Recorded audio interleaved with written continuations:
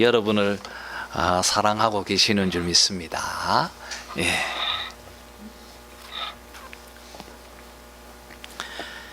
우리가 시편 107편을 이제 살피고 있습니다. 오늘은 이제 세 번째 시간을 우리가 하게 됩니다. 여러분, 동서남북 사방에 흩어져 있는 하나님 백성들이 자신의 자리에서부터 지금 이렇게 하나님 앞에 모여 우리 하나님을 찬양하라고 이렇게 요청하고 있습니다. 그 찬양의 내용이 1절에 있는 말씀입니다. 여호와께 감사하라. 그는 선하시며 그 인자하심이 영원하미로다. 여러분, 수많은 사람들이 모여서 함께 입을 열어 이렇게 찬양하는 모습을 한번 상상해 보시길 바랍니다. 얼마나 웅장하고 또 아름답겠습니까? 여러분, 우리 하나님은 자기 자녀들 그리고 또 온 세상이 오늘 말씀처럼 우리 하나님을 찬양하기를 원하십니다. 하나님의 마음이 오늘 이 시편 속에 잘 녹아 있습니다. 여러분, 사방에 흩어져 있던 하나님 자녀들이 자신의 삶의 자리에서 속량을 받고 구원을 받아 지금 이 자리로 나아왔습니다. 그들이 살던 그 삶의 자리가 어떠했는지 오늘 시편은 네 가지의 그림으로 우리에게 이렇게 그림 언어로 잘 설명을 하고 있습니다. 첫 번째는 광야에서 방황하고 안전한 거처를 찾기 위해 유리방황하던 그들이 속량을 받아 하나님 앞으로 지금 나와 자신의 속량을 감사하면서 하나님께 찬양하고 있는 것을 보았습니다. 또 지난주에 보았던 것처럼 두 번째 그림은 감옥 같은 힘겨운 그런 고통스러운 환경에서 건져주셨던 그 하나님의 구원을 경험하며 하나님 앞으로 나아왔던 것을 우리가 보았습니다. 그리고 여러분, 그 모든 이 삶의 어려움과 고통 그리고 모든 문제들은 다 죄 때문에 되어진 것이라는 것도 우리가 지난주에 나누었습니다. 이제 오늘은 세 번째 그림을 우리가 살펴보면서 함께 교훈을 나누고자 합니다. 여러분, 이 세 번째 그림은 광야에서 길을 잃고 성읍을 찾아 방황하는 지친 사람들을 그리지 않습니다. 또 힘을 잃고 공고함에 빠져 쇠사슬에 매여 감옥 한가운데에 지쳐있는 사람을 또 그리고 있지도 않습니다. 오히려 오늘 이 그림은 우리로 하여금 어느 평범한 집의 침실에 들어와 있는 것처럼 우리에게 그 그림을 그려주고 있습니다. 여러분, 그 방에는 한 가엾은 사람이 침대에 누워 있습니다. 그는 분명히 아주 심각한 병에 걸려 있습니다. 마치 우리 장옥분 집사님처럼 이렇게 질병으로 지금 싸우고 있는 모습을 그려주고 있습니다. 여러분, 18절을 보십시오. 그곳에 보면 그들의 모든 음식물을 싫어하게 되어 사망의 문에 이르렀도다. 그렇게 말하고 있습니다. 지금 이 사람은 식욕을 잃고 음식물을 싫어할 정도로 몸이 극도로 아프고 고통스럽습니다.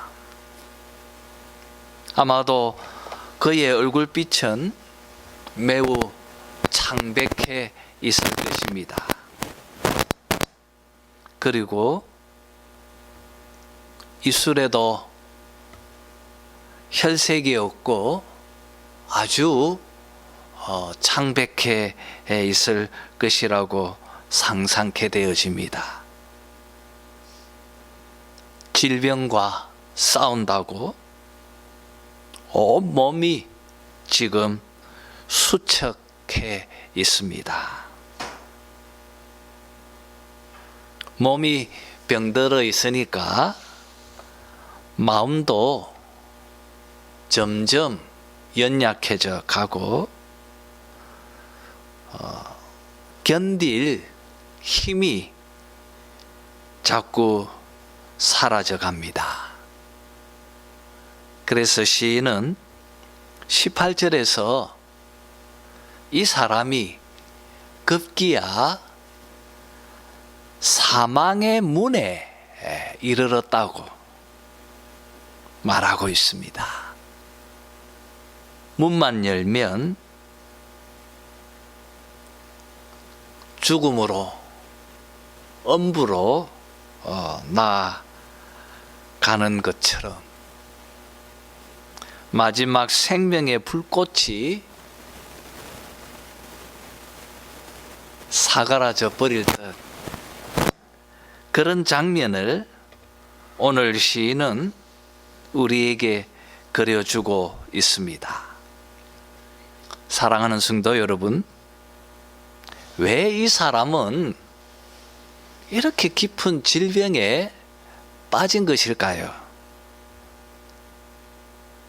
그리고 우리 인류는 왜 이 질병에 노출되어져 있고, 그리고 이 병마와 왜 싸우며 살아야 할까요? 무엇 때문입니까? 오늘 실제를 시작. 미련한 자들은 그들의 죄악의 길을 따르고 그들의 악을 범하기 때문에 고난을 받아. 여러분, 그들이 죄악의 길을 따르고 또 악을 범하였기 때문에 이런 깊은 질병에 빠져 있다고 오늘 시인은 우리에게 말하고 있습니다. 여러분, 이것이 바로 창세기에서 우리가 알게 되어지는 우리가 질병을 갖게 되어진 이유이기도 합니다.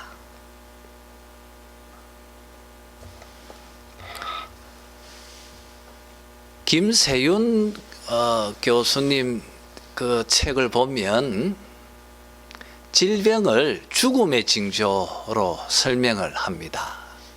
굉장히 참 맞다고 여겨집니다. 여러분, 우리는 꽃병에 담겨 있는 그 아름다운 꽃을 봅니다. 여러분, 그 꽃병에 담겨 있는 꽃은 죽은 것입니까? 살아있는 것입니까? 죽은 것이죠. 뿌리에 잘려 있으면 그 꽃이 아무리 아름답게 살아있는 것처럼 보여져도 그 꽃은 실상 죽은 것입니다. 그리고 그 꽃이 죽어 있다고 하는 그 죽음의 징조들이 시간이 지나면 점점 드러납니다. 점점 꽃은 시들고 그리고 말라버립니다. 꼭 그처럼 우리 인간들도 하나님 앞에 범죄하는 순간 우리는 생명의 근원자이신 하나님으로부터 잘려진 것입니다. 에덴 동산에서 쫓겨날 때부터 우리는 이미 죽은 자입니다.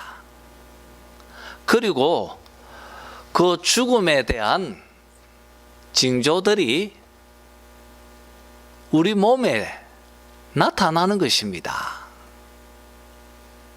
그래서 점점 꽃이 마르는 것처럼 우리도 생기가 마르고 그리고 결국 병들고 고통 속에 신음하는 것입니다. 그 모든 것이 다 하나님으로부터 우리가 범죄하고 생명의 근원자로부터 잘려졌기 때문입니다. 그래서 질병을 우리가 겪는 것입니다. 인간의 불행, 인간을 가장 고통 속에 몰아넣는 이 질병. 여러분, 그 원인은 성경에서 우리가 알게 되어지는 것처럼 바로 죄 때문입니다. 하나님 앞에 범죄했기 때문입니다. 우리가 생명의 근원자로부터 잘려졌기 때문입니다. 에덴 동산으로부터 쫓겨날 때 그때부터 이 질병의 고통이 인간을 옥죄고 있는 것입니다. 여러분, 바로 그것을 오늘 이 시편은 우리에게 잘 그려주고 있습니다.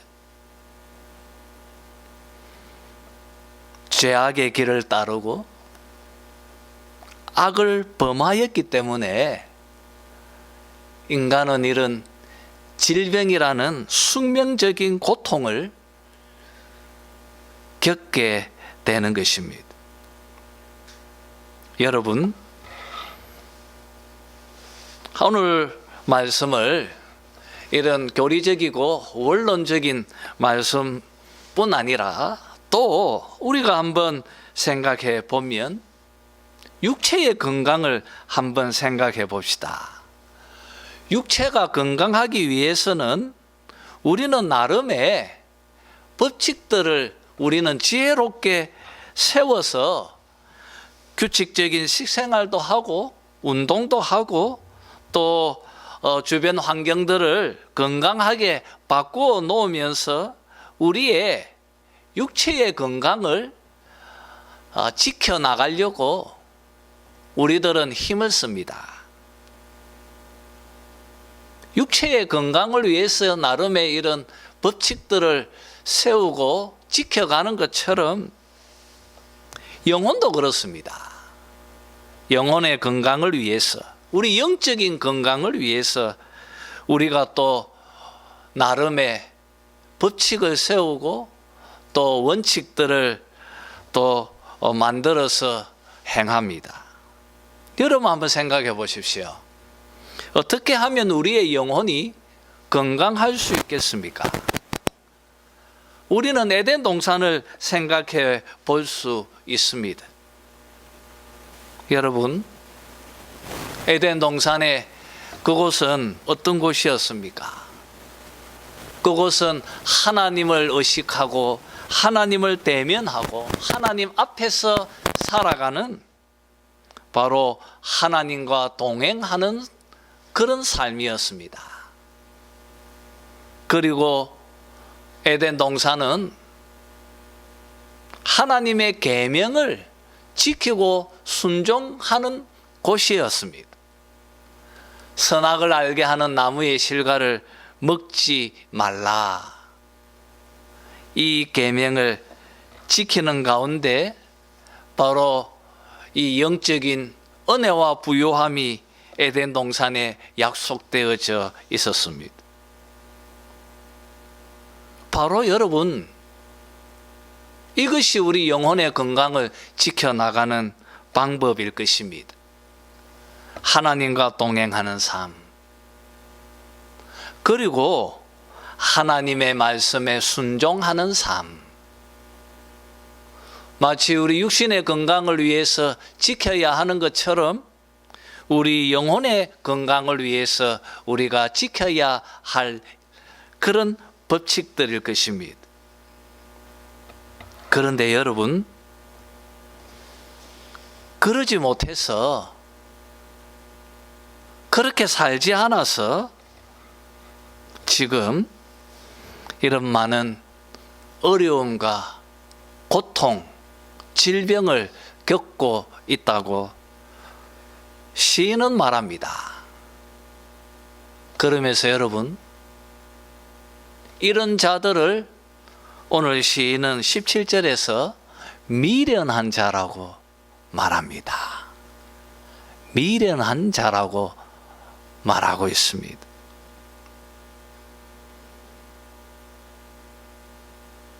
미련한 자. 여러분, 육체의 건강을 지혜롭게 잘 지키지 않고 항상 과로하고 항상 스트레스 속에 살고 그렇게 마음대로 산다면, 절제 없는 삶을 살고 병을 부르는 삶을 산다면 미련할 것입니다. 영혼도 동일하지 않겠습니까? 하나님과 동행하지 않고 또 계명에 순종하지 않고 마음대로 살아간다면 그도 미련한 자가 될 것입니다.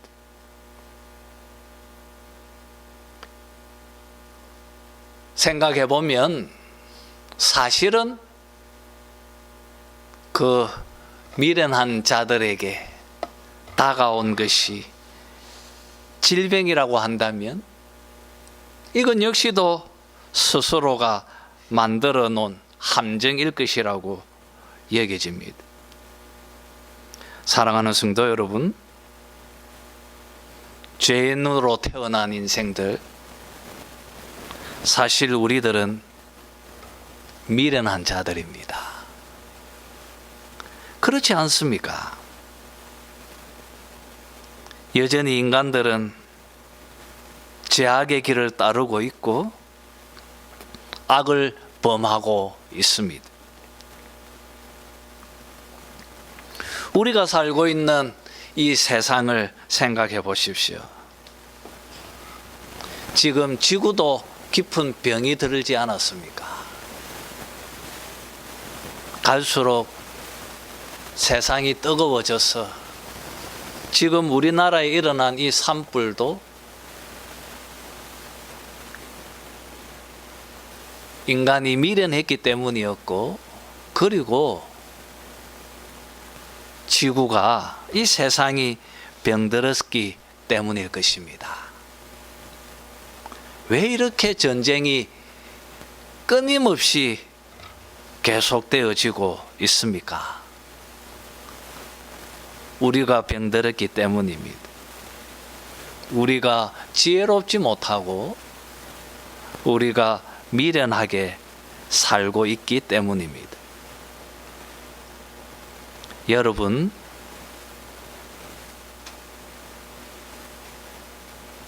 우리 스스로를 돌아봐야 할 것입니다. 인간은 본성적으로 행복을 추구하는 존재이지 않습니까? 모든 사람들이 자기의 행복을 쫓으면서 달려가고 있었습니다. 그런데 인류가 봉착한 곳이 행복한 곳이었습니까? 정말 그렇습니까? 오히려 행복을 쫓아서 인간이 도착한 곳은 유토피아가 아니라 참혹한 전쟁과 이기적인 인간의 갱들이 펼쳐져 있는 불행이라고 여겨집니다. 왜 그렇습니까? 왜 우리 인간들은 행복을 쫓으며 살았는데도 도착한 곳이 불행의 땅이었을까요? 왜 그렇습니까? 인간은 미련하기 때문이고 사단에 너무 쉽게 노출되고 사단에 너무 쉽게 넘어가기 때문입니다. 여러분, 인간이 얼마나 잘 속아 넘어가는 존재인지 모릅니다. 정말 그렇습니다.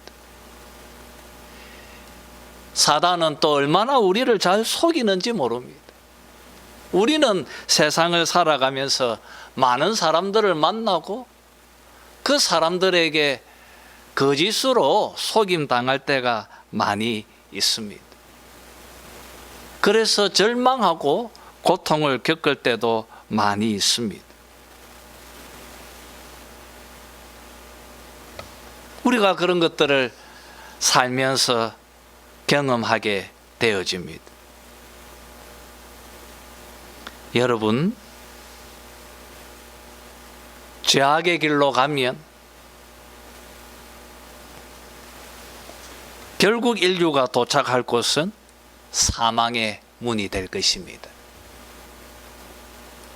질병 앞에 절망하는 인간, 그리고 혼돈스러운 이 세상 앞에서 절망하는 인간,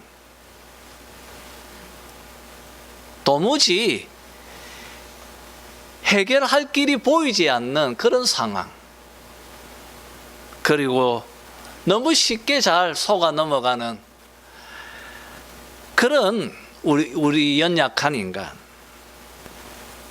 바로 이런 사망의 문 앞에서 우리는 어떻게 해야 합니까?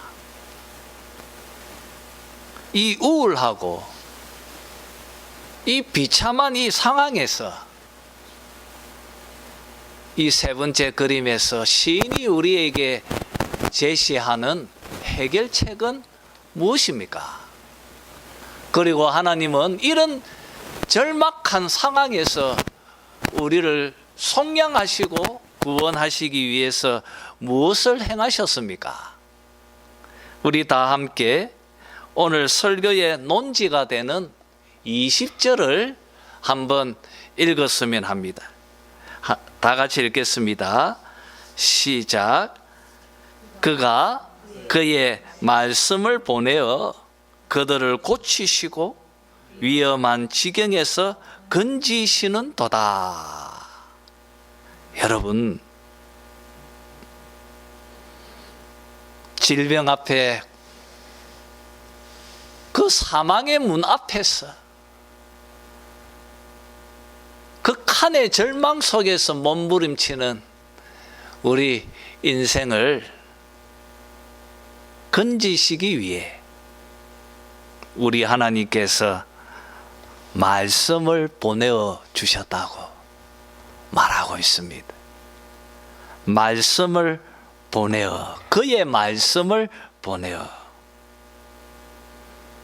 그들을 고치시고 위험한 지경에서 건지시는도다.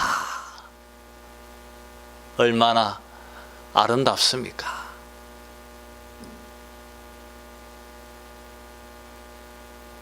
여러분, 이 말씀이 무엇입니까? 베드로전서 1장 25절의 말씀에서 베드로는 이렇게 말합니다. 오직 주의 말씀은 세세토록 있도다 하였으니 너희에게 전한 복음이 곧 이 말씀이니라 말하고 있습니다. 여러분, 바로 그 복음이 그 말씀이라고 말합니다. 그 복음의 말씀 누구이십니까? 요한복음 1장 1절에서 3절 말씀처럼 바로 태초에 말씀이 계시니라. 이 말씀이 하나님과 함께 계셨으니 이 말씀은 곧 하나님이시니라.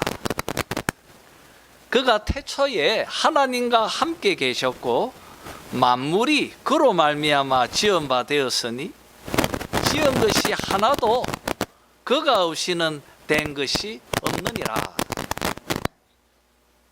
여러분,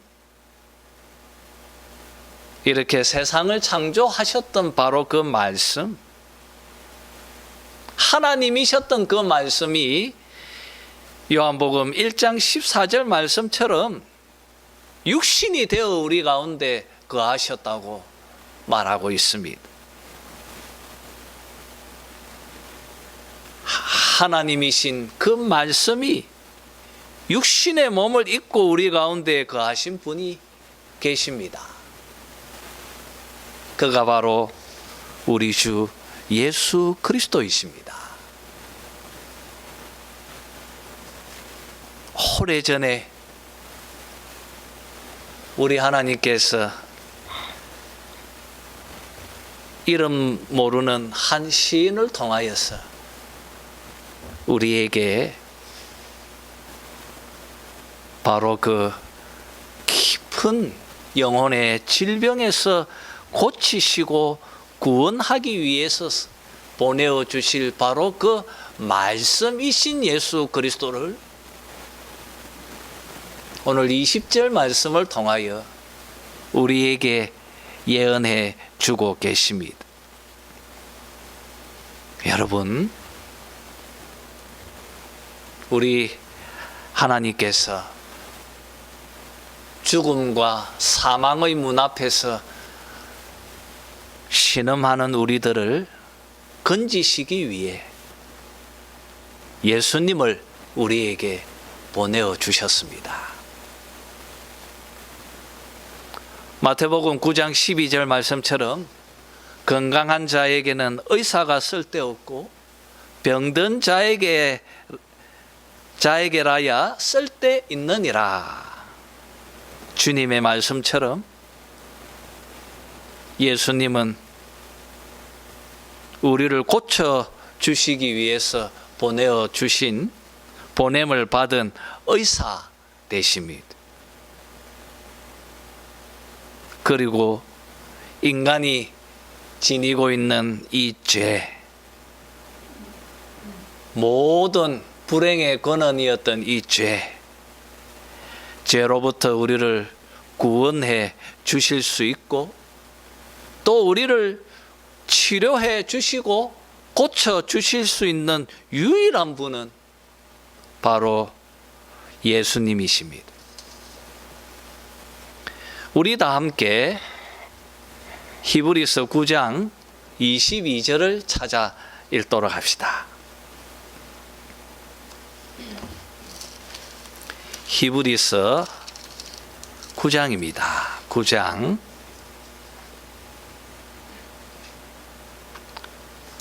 22절 말씀입니다. 다 같이 읽겠습니다. 시작.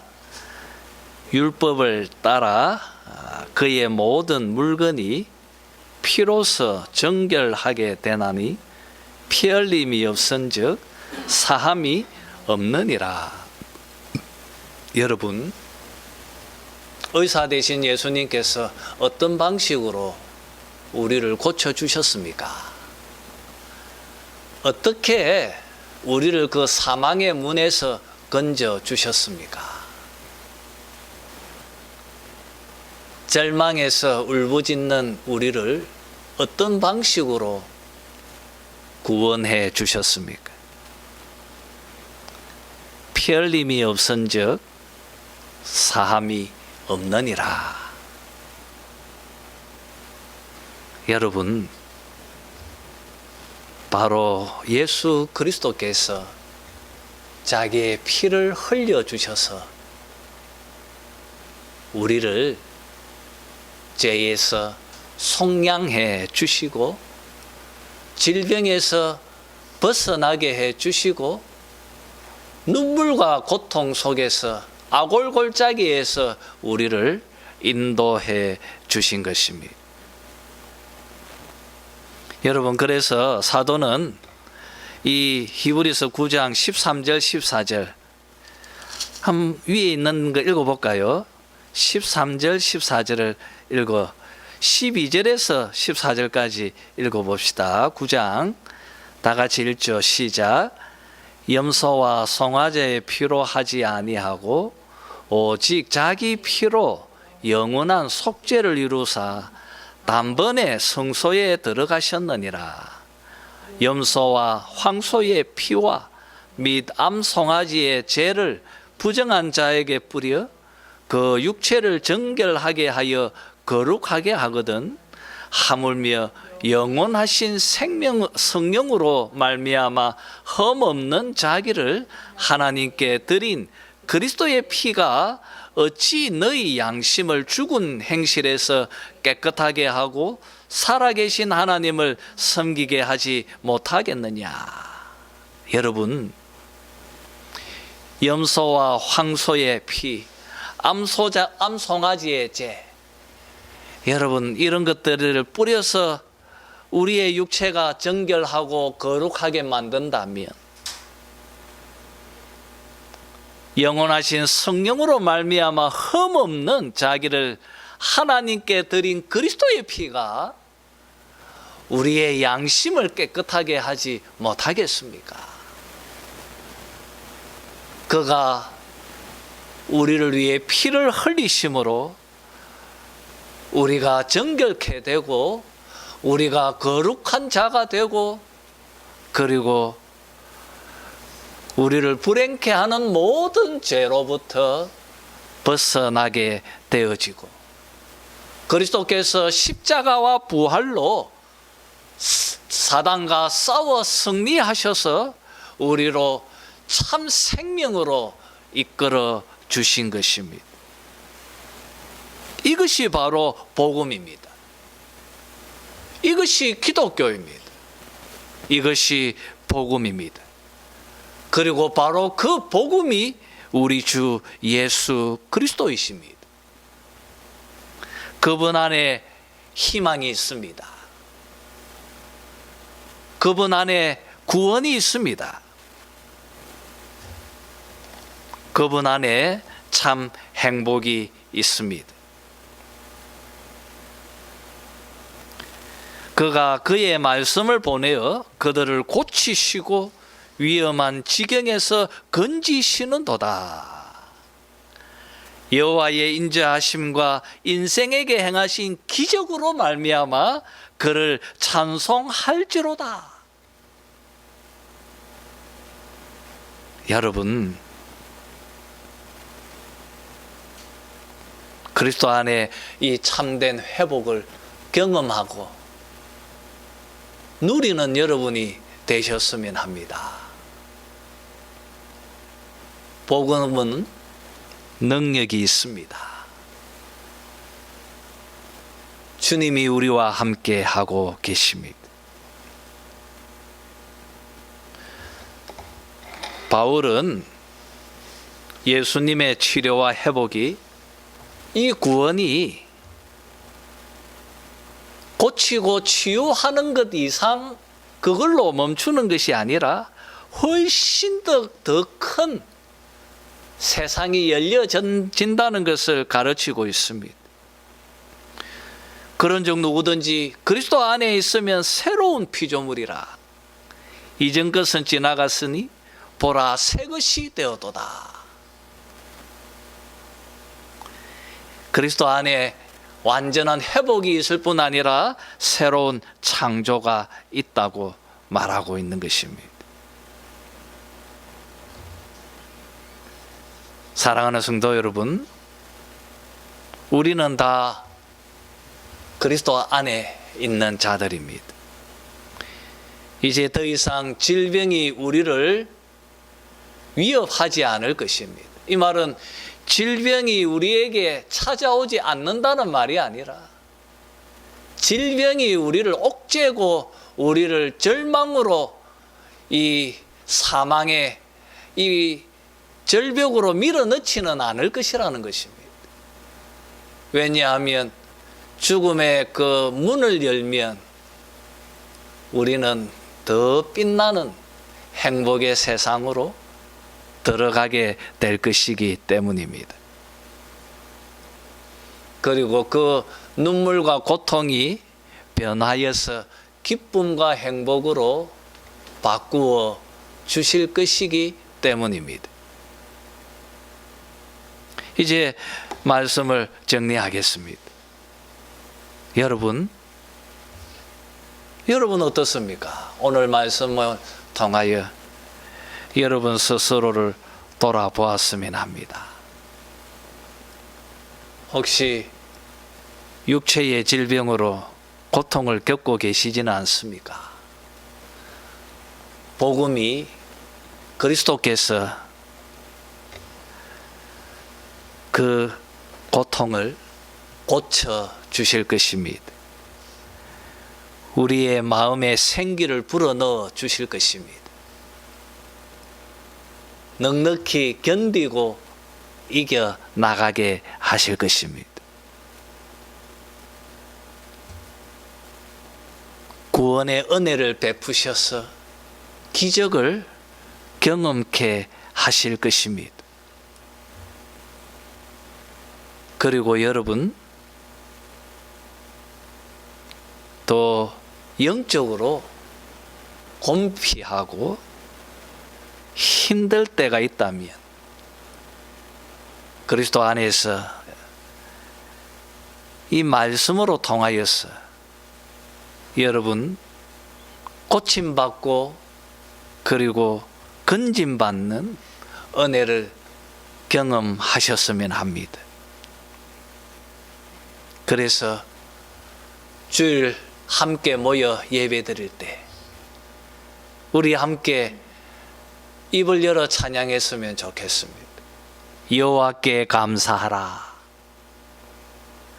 그는 선하시며 그 인자하심이 영원하미로다. 우리를 그 절망적 상황에서 속량해 주시고 고쳐 주시고 회복시켜 그 주신 하나님 감사합니다. 날마다 노래하는 여러분 되시기를 주님의 이름으로 축원합니다.